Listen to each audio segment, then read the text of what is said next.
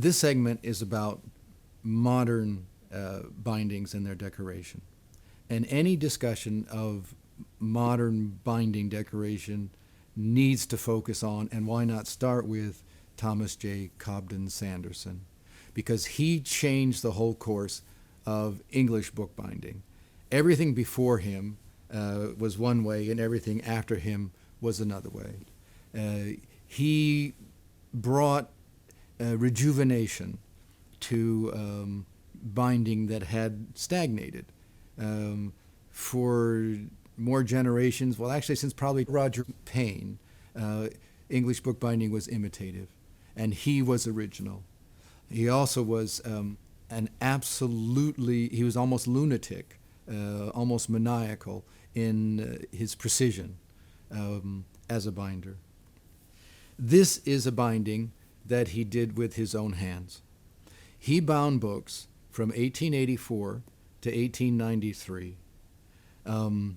There's a book by Marion Tidcombe that looks only at his bindings. He did 167 only in those 10 years, which means he did a binding about once every 3 weeks. But with just those 167, he did change the course of English bookbinding. He went on later on to found the Doves Bindery, where his hand is continued to be felt because he did the designing of those bindings. But he only did 167 with his own hands. To own a binding that Thomas J. Cobden Sanderson did with his own hands is a very special treat. Before this time, I have only had one in inventory, and now I have two, and I cannot explain my good luck, or I cannot get over my good luck. This is the more decorative of the two, and it is one of the most attractive bindings we've ever had, and probably the most important binding we've ever had. Now, it was commissioned for a birthday gift. It was meant to be given to a man named Bertram Mitford, whose initials, BM, are on the cover. And it was a gift from his wife, Clementine, and her initial is right here as well. And it's a fascinating binding for a number of reasons. There are some technical things of interest. Cobden Sanderson used this particular tool for the first time and used it many times later. He treated the leather in a special way to make it more receptive to gilt tooling for the first time, and continued to use that. The spine is concave, which was a new design, and some people didn't like it.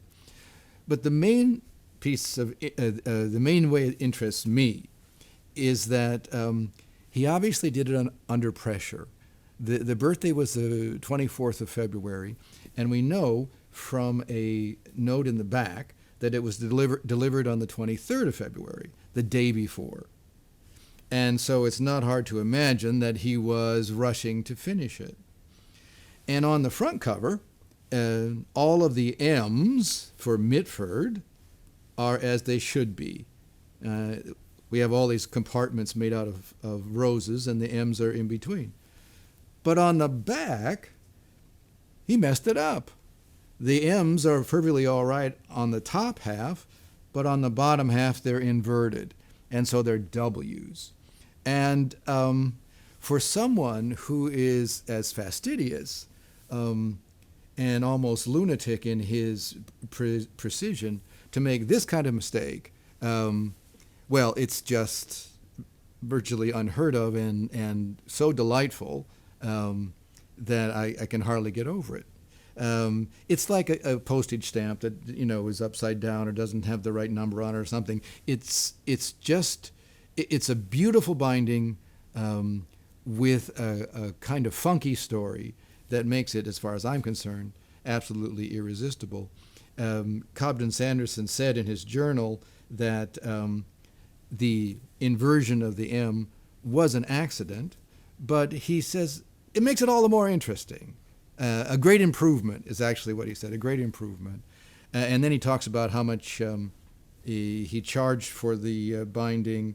I think it was 54 shillings or something. Oh, I'm sorry. He spent 54 and 3/4 hours, 54 and 3/4 hours doing it, and he said he undercharged for it. Anyway, it's a lovely binding. Bertram Mitford was an important person. He had important daughters, including Jessica. So the provenance is important as well. Now, the other Cobden Sanderson binding I have is much more straightforward. There's not as convoluted a story, but it's an amazing book in a very simple way. I mean, the story here is not nearly so difficult to comprehend. You look at the book and you say, oh my word, yes, I see he signed it in the back, 1890, and the decoration is the decoration that you see in the books that have been written on Cobden Sanderson. You know that the binding has been recorded, just like that binding has been recorded. And if you look at the book, you can see your face in it. I mean, it is so beautifully preserved. And of course, the reason it's preserved was because it was produced by the giant of bookbinding, even at the time. Now, this also has a romantic story. It was bought by an important official in the British Museum as a wedding present for the wedding of H.M. Stanley, the famous African explorer. And we know this again from these books are written about by scholars and are kept track of because they are so important as collectibles. Anyway, another reason why this is such a desirable Cobden Sanderson binding is because it's very much more affordable. Neither one of these is expensive, but this one is a lot more costly than this one. This costs about half as much. In 1893, when Cobden Sanderson stopped binding books with his own hands, he founded the Doves Bindery. And as I mentioned, he continued to design the bindings that were executed at the Doves Bindery until his death in 1922.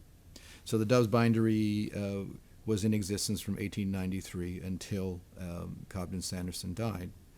The main personnel, Charles Wilkinson was the forwarder, Bessie Hooley was the sewer, Charles McLeish was the finisher. His name is probably the most important one, except for the apprentice, who was Douglas Cockerell. And his name is, in terms of importance in the 20th century book world, his name is right up there in anybody's top 10. This is a typical Doves binding where the story is pretty simple. This is Ruskin's lecture on female education. The text is of some interest. The binding is pretty simple.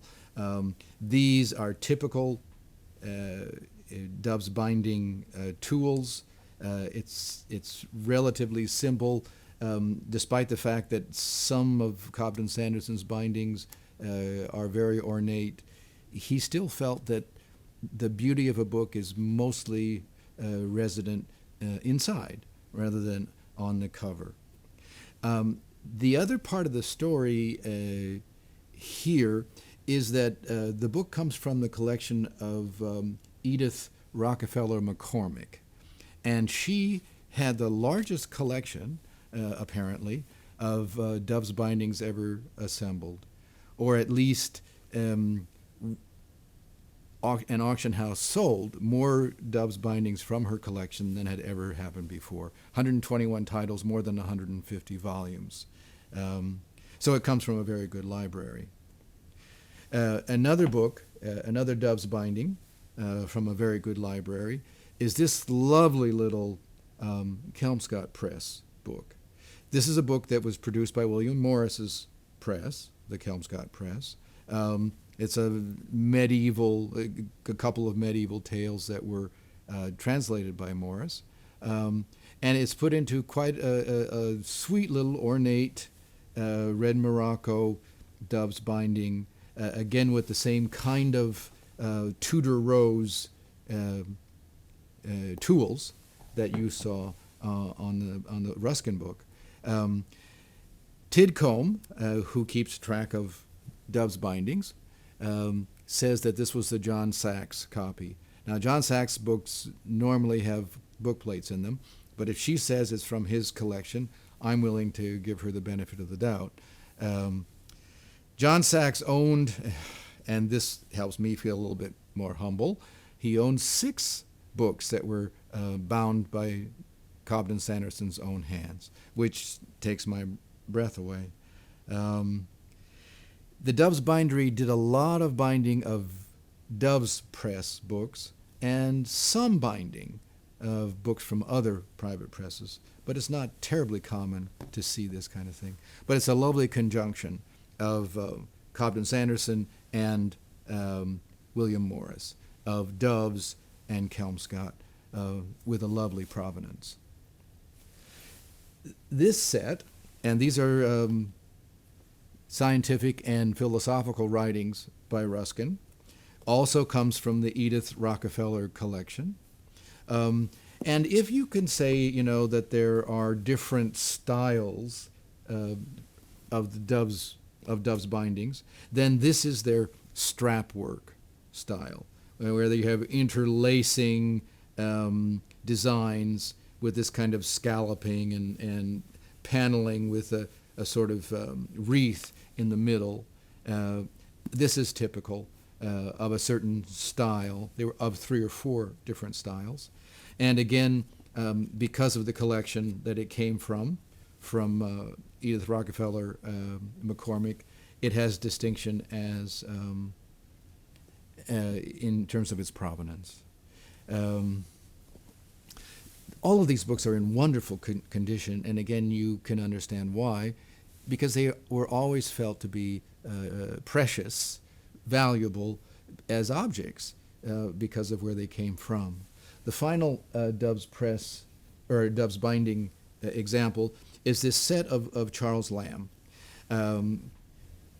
Charles Lamb's life was full of horror and difficulty.